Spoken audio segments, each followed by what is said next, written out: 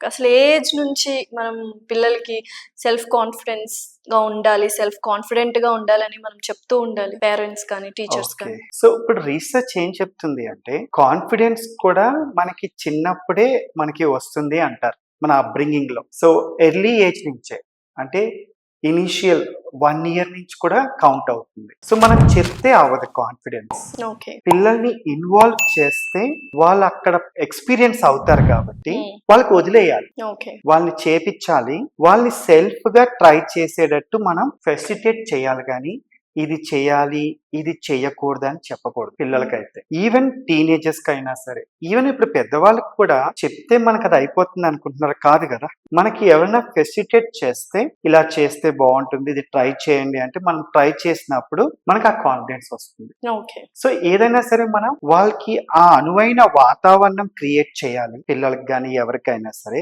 Facilitate చేయాలి. మిగతా అంతా కూడా వాళ్ళంతట వాళ్ళు ఎక్స్‌ప్లోర్ చేసే విధంగా మనం వాళ్ళకి హెల్ప్ చేయాలి కానీ, మొత్తం మనం వాళ్ళకి హెల్ప్ చేయకూడదు. కరెక్ట్. అప్పుడే కాన్ఫిడెన్స్ పెరుగుతుంది. ఓకే. చెప్పినా సరే మొత్తం చెప్పేసినా వాళ్ళకి మన మైండ్ వాళ్ళకి ట్యూన్ అయిపోతుంది. వాళ్ళు ఓన్‌గా చేయలేరు.